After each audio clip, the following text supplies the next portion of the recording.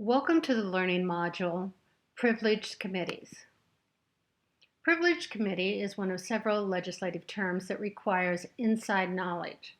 Nowhere in either the House or Senate rule books can you find the definition for privileged committee. However, House Rule 24 implies what a privileged committee is in a vague, roundabout way. It reads like this.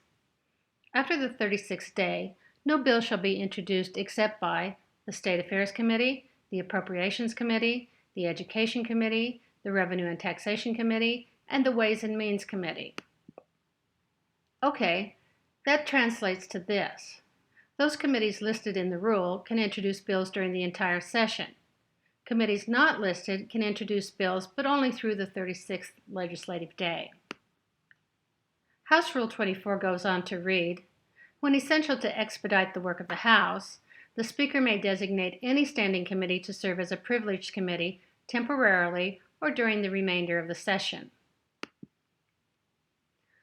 So here we actually see the term privileged committee.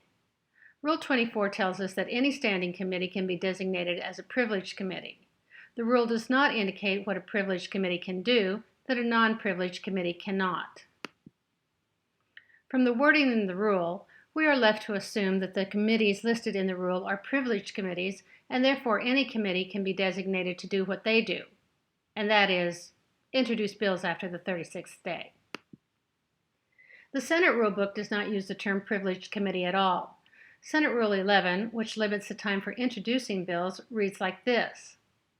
And no bill shall be introduced after the 36th legislative day by any standing committee except the following committees, which shall not be bound by such rule: State Affairs, Finance, and Judiciary and Rules. Furthermore, Senate Rule 11 has no provision for allowing a committee not listed in the rule to introduce bills after the 36th day. For this reason, we find later in the session that several Senate bills regarding transportation, education, business, and other issues are actually introduced by either State Affairs or Judiciary and Rules.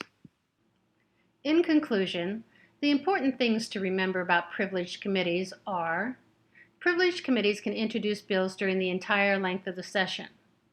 Non-privileged committees are limited to introducing bills in both the House and Senate through the 36th legislative day. The Senate has no provision in rule for allowing non-privileged committees to introduce bills after the 36th day.